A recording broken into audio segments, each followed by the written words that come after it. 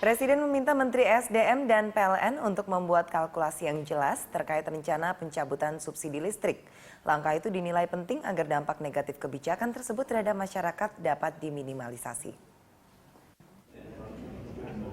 Polemik pencabutan subsidi listrik akhirnya dibahas khusus dalam rapat Kabinet Presiden Joko Widodo. Dalam rapat 4 November 2015 ini, Presiden meminta Menteri SDM dan PLN untuk melakukan rekonsiliasi data pelanggan 450 dan 900 volt ampere dengan data keluarga miskin dan rentan miskin. Langkah rekonsiliasi itu diperlukan agar kebijakan subsidi listrik benar-benar tepat sasaran. Dan di sisi lain, dampak negatif kebijakan pengalihan daya pelanggan bersubsidi ke non-subsidi dapat diminimalisasi. Selain itu, Presiden meminta agar para menteri terkait mengawasi pelaksanaan paket kebijakan ekonomi terkait diskon penggunaan listrik malam hari sebesar 30% untuk industri. Karena banyak usaha mikro kecil menengah yang masuk dalam kategori ini. Presiden tidak ingin diskon 30% itu justru tidak dirasakan oleh UMKM seperti ini. Rekonsiliasi data ini penting agar kebijakan subsidi listrik ini benar-benar tepat sasaran.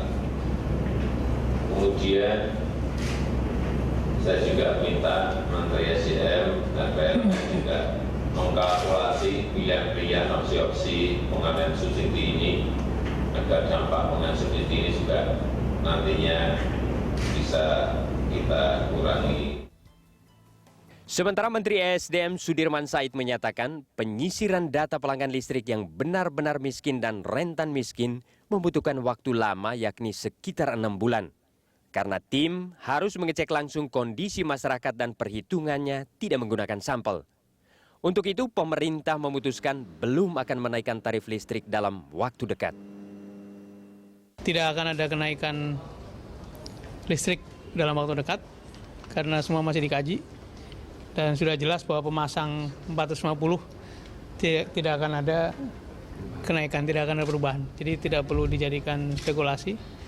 Yang 450 watt ke bawah itu tetap harga semula, kemudian yang lain sedang dikaji dengan cara melihat tadi datanya, supaya datanya lebih akurat, ya.